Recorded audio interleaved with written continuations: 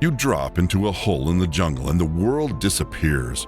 Above you, sunlight and helicopters. Below you, a narrow throat of dirt packed with traps. And the feeling that somebody is already down there, waiting in the dark with a knife. The entrance behind you shrinks to a dusty coin of daylight, then smaller, then nothing. The air turns wet and heavy. Your shoulders scrape. Your ribs barely expand. Up top, your squad has rifles, radios, sky. Down here, you've got a pistol, a taped flashlight, maybe a knife, and a heartbeat you can't mute. You're a Vietnam tunnel rat. Not a myth, a job. Because the enemy built a second battlefield underground. Tight passages, hidden rooms, escape routes. Whole systems meant to survive bombing, ambush patrols, and erase the advantage of helicopters. Places like Cu Chi became famous for tunnel complexes, and areas like the Iron Triangle were known for intense fighting where tunnels mattered. Before you crawl an inch, you repeat the rule that keeps you alive. Panic is expensive. It burns oxygen. It makes noise. It makes you rush. So you take small sips of air and move like the ground is listening. Elbows, knees, stop. Listen. The underground has its own language. Water drip, dirt settling, a scrape that could be a rat, or a man shifting his weight 5 feet away. And because sound travels weird down here, you can't trust distance. You can only trust discipline. First danger, traps. Your light catches a thin wire across the floor. A tripwire can mean grenades, rigged charges, shotgun shells aimed at chest high. Some traps are built to wound, not kill, because a wounded man pulls friends into danger. So you probe ahead with your hand, inch by inch, feeling for wrong ground. A board too flat, a patch that gives, a string where no string belongs.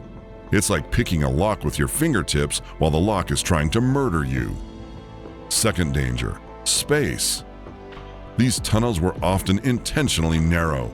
In some stretches, you can't turn around. You can't raise your head. Your gear snags, so you strip down to essentials. Sweat turns dust into paste on your lips. Your shoulders burn. Your mind starts bargaining. Back out now. Tell them it's too tight. But the truth is, if you back out without answers, the tunnel stays alive, and tomorrow it swallows someone else. So you keep moving, slow enough to live, fast enough not to freeze. The tunnel bends hard left, then drops, then bends again. Those turns aren't random. They're brake blasts, block lines of fire, and confuse anyone who doesn't know the map. Your flashlight feels weaker here, swallowed by dirt. Then you find proof you're not alone. A widening pocket, a candle stub, rice grains, soot on the ceiling, scratch marks where a man's shoulders dragged the wall. This isn't a cave, it's a roadway. And your job isn't heroics, it's information. A map, notes, a radio battery, anything that tells your side where the hidden routes go. Third danger, the human one. You reach a junction, two paths. Left feels cooler, left feels cooler, like it might lead out. Right smells faintly of smoke. Kitchen, storage, command, or an ambush made for the sound of you choosing wrong. You pick. The tunnel charges you immediately. A soft sound, cloth on dirt. Your body locks, you kill the light. Darkness becomes absolute.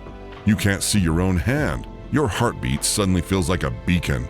1 second, 2. Breathing that isn't yours. You flash the light for half a blink. A face, crouched low, eyes wide, close enough you could touch him. In that frozen instant, both of you understand the tunnel's rule. There is no room to miss. One shot in a tunnel is thunder. Dust rains, your ears buzz, and now the underground knows where you are. Because these tunnels aren't hallways, they're webs, side routes, hidden exits, tiny holes where a man can vanish like smoke. You don't chase shadows down here. You don't clear rooms. You survive the next minute. Elbows, knees, stop. Listen. You crawl into a reinforced chamber, bamboo supports, a carved shelf, soot stains from old smoke, and tucked into a corner, papers wrapped tight. Your hands hesitate. Paper can be bait. Paper can be wired. Paper can be the reason you'll never see daylight again. You peel it back just enough to confirm. Sketches, rough map lines, notes, real planning. And that's when the truth hits like a fist. This isn't a tunnel. It's a machine, an underground support world built to move people, store supplies, hide command, and keep operating even when the surface is burning. That's the aha moment people miss. The war isn't only where it's loud, it's where it's invisible. Now your mission changes. Not explore, extract. You mark what you saw, you take what you can, and you back out the only way you can. Reverse, inch by inch. Past the bend, past the junction, past the spot where you smelled another man's breath. Past the wire you didn't touch. Past the places your brain begged you to sprint. Slow enough to live, fast enough not to freeze. Finally, light appears. Tiny at first, then wider, then blinding. Hands grab your arms and haul you out. Air hits your face like it doesn't belong to you. Space feels too big. Sunlight feels wrong. Talk, someone says. What's down there?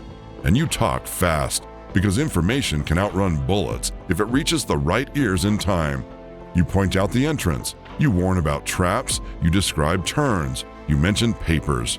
Then the bigger machine takes over. Engineers, smoke, gas, demolition. Methods used to clear, collapse, or deny tunnels when possible, because leaving them intact means the nightmare stays waiting for the next patrol. But the part nobody sees is what follows you out. The fourth danger isn't underground anymore. It's behind your eyes. Because you just don't crawl through earth. You crawl through silence, pressure, and uncertainty, where every whisper could be death. And that kind of quiet can stick to you. A cramped closet, a dark hallway, a sudden scrape. Your body remembers before your mind does. Still, if you did your job, men lived, because you went where nobody wanted to go and came back with the truth. So that's a day in the life. Crawl, listen, choose, survive. And never forget what the jungle can hide beneath your feet, even when the surface looks calm. Because the last battles fade first. The quiet ones stay. They wait in dirt. They wait in memory. They wait to be heard again. And when the last helicopter sound is gone, when the world finally goes still, what remains is the thing the tunnel taught you. History never dies. It just echoes. Subscribe for more.